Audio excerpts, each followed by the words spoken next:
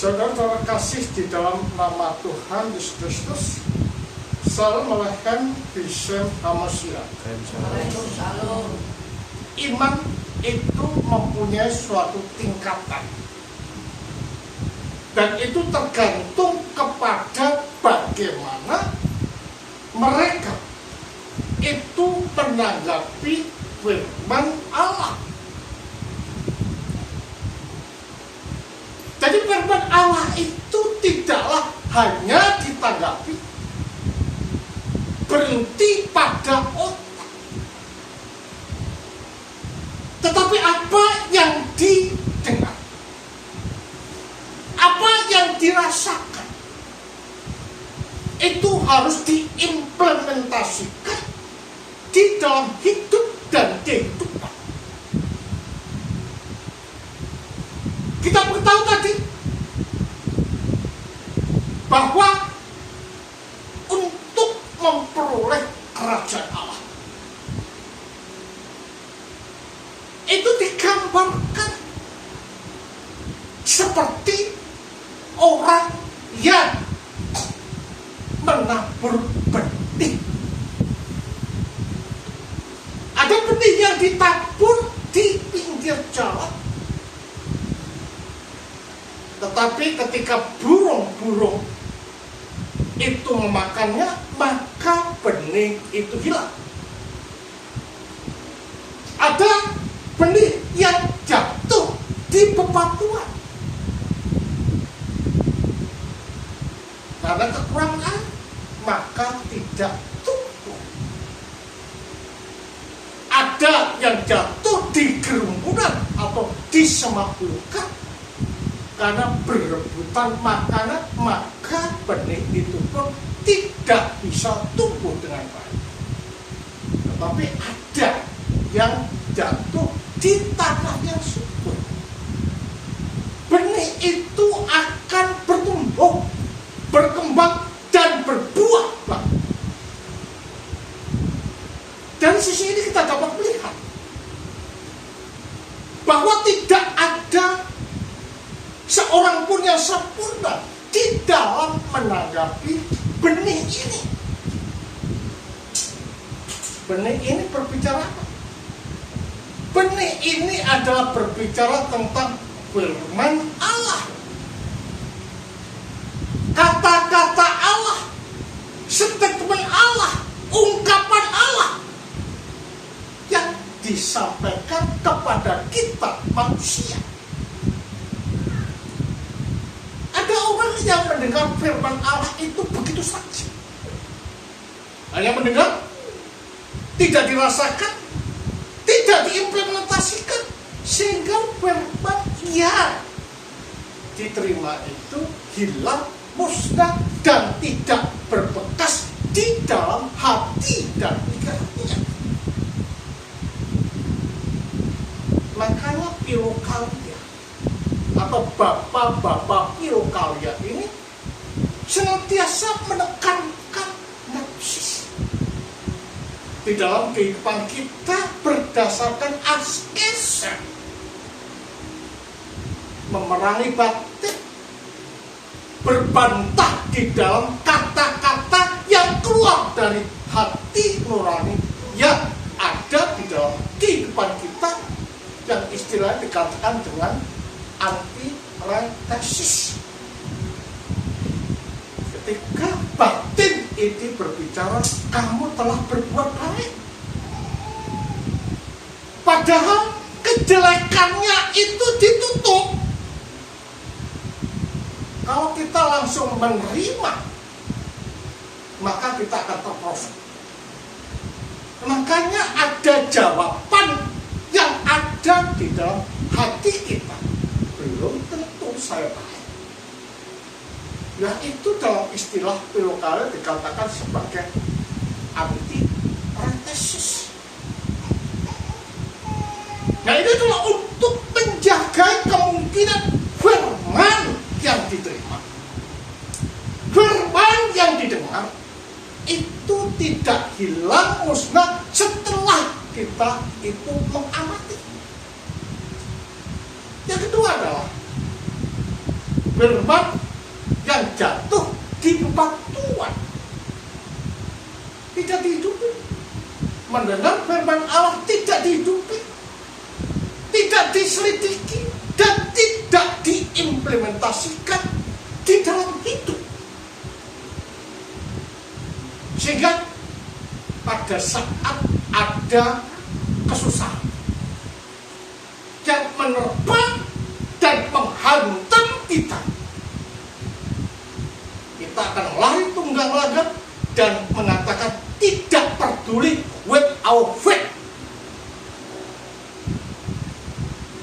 Karena apa? Karena tidak mengakar di dalam pikiran dan di dalam batin. Nah, kalau tidak mengakar dalam pikiran dan batin, bagaimana bisa bertumbuh? Tidak mungkin. Sedangkan firman yang jatuh atau benih yang jatuh di bebatuan adalah firman didengar, dirasakan dan dinikmati. Namun ketika ada masalah di dalam hidupnya, masalah ekonomi, masalah keluarga, masalah pekerjaan, masalah pergaulan, masalah politik yang menerpa dan menghantam kita,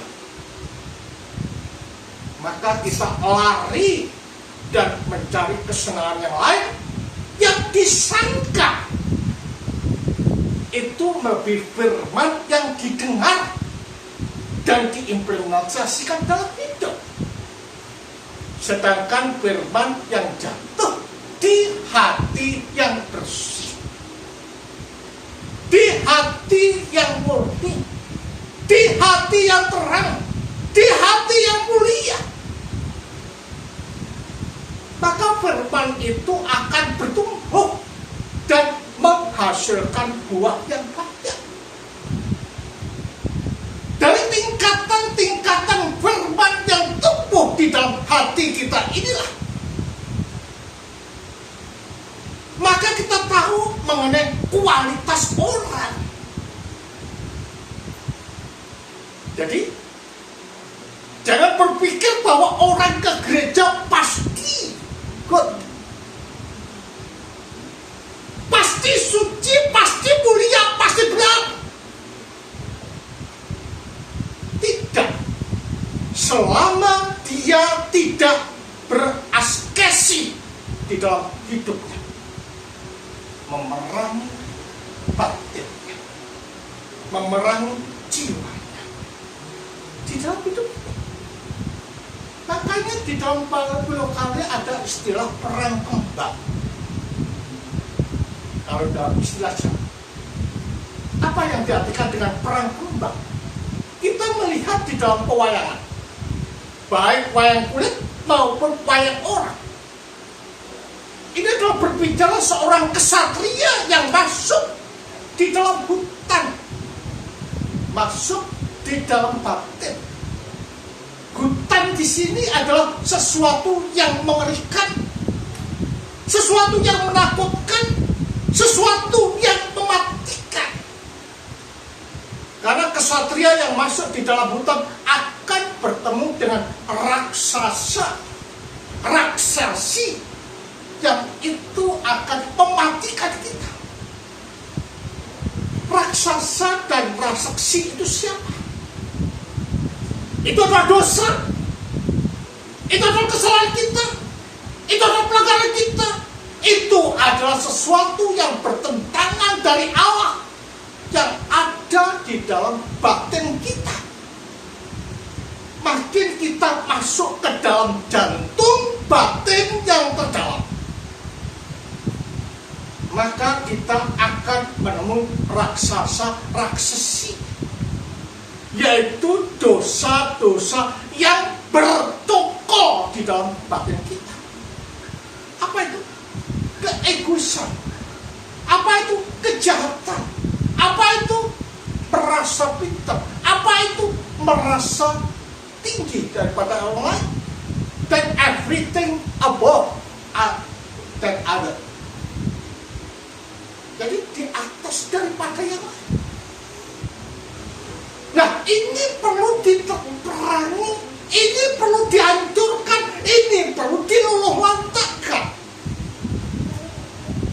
Makanya Kristus pernah mengatakan bahwa persyaratan untuk ikut Kristus itu adalah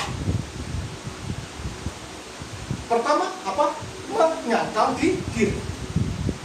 Yang kedua adalah memikul salib. Yang ketiga, ikutlah aku. Akhirnya apa? Menyangkal diri. Menyangkal diri ini adalah bentuk daripada perjuangan kita selama hidup di jagat dan selama masih mengenakan daging. Makanya Basileus pernah mengatakan bahwa selama kita mengenakan daging, maka selama itu kita akan dirongrong dengan dosa yang menarik kita ke dalam kesalahan, ke dalam jurang yang mematikan di dalam hidup dan kehidupan ini. Nah, kematian adalah merupakan way out untuk keluar dari serangan-serangan iblis ini. Makanya dikatakan kematian menurut Basileus sebagai apa? Rahmat. Lah, peperangan yang ada, yang kita alami di dalam hidup menjadikan kita mampu untuk memikul salib, karena salib identik dengan kesengsaraan, identik dengan bagian, identik dengan penderitaan, identik dengan direndahkan orang, identik dengan disalah-salahkan orang, dan bahkan identik dengan kematian. Nah, kalau kita bisa menyangkal diri, maka kita dihadapkan pada salib, kita akan bersama-sama Yesus mengatakan, ya Bapa, ampunilah mereka, karena mereka tidak tahu apa yang mereka sedang perbuat. Jadi dengan demikian jelas bahwa minggu ini kita diingatkan untuk bertempur dengan setan yang ada di dalam batin kita, dengan keegoisan yang ada di dalam hati kita, dengan kesalahan yang bertokol dan menyalahkan kita dalam hati kita. Karena itu Paulus mengatakan bahwa hidupku bagi Taurat dan untuk Taurat, mati untuk Taurat bagi Taurat. Artinya bahwa dia mengajar kesucian, dia mengajar kemuliaan, dia mengajar keagungan di dalam hidup. Makanya saudara, jangan pernah kita berpikir bahwa hidup di dalam Kristus everything is free. It's not free. We have burden in our life to struggle to overcome that kind of sin that is in our heart. Itu harus kita terangi supaya apa? Supaya kita ini menjadi orang yang seperti benih yang ditanam dan jatuh di tanah yang baik. Hidup kita akan berkembang dari kesucian satu ke kesucian yang lain. Hati kita bersih, sehingga apa yang kita ucapkan adalah merupakan implementasi dari kesucian, dari kebenaran yang ada di dalam batin. Pikiran kita jernih, sehingga apa yang kita ungkapkan menjadi banyak berkat dan menjadi berkat bagi orang lain. Jadi kalau demikian jelas saudara, bahwa kehidupan orang percaya ini it's not just faith, but we try to implement it, that faith in our life, so that people can understand and see what we are doing. Jadi dengan demikian kita dapat melihat ada perubahan di dalam hidup yang mengimplementasikan Kristus, yang mengejawantakan Kristus, sehingga kita dapat layak dikatakan sebagai gambar Allah atau image of the image. Jadilah kita sebagai lahan di mana benih ditabur di tanah yang bersih. Siapakah itu? Bunda Maria. Ya, Bunda Maria bahkan mengandung, ya, memberikan daging kepada siapa? Kepada Yesus. Dan sini kita dapat melihat bahwa minggu ini kita diajak untuk meniru dan meneladani kehidupan Maria. Bahkan Maria dikatakan sebagai apa? Simbol daripada gereja atau mempelai perempuan. Be like Bunda Maria, supaya hidup kita makin baik dan berusaha di dalam kesucian dan kemuliaan hidup. Sebagai suatu prinsip, jangan pernah kendor untuk berbuat baik. Jangan pernah kendor untuk melakukan kesucian.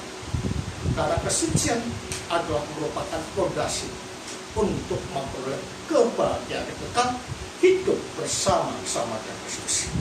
Kemudian bagi Sang Bapa, Sang Putra, serta Sang Roh Kudus. Amin.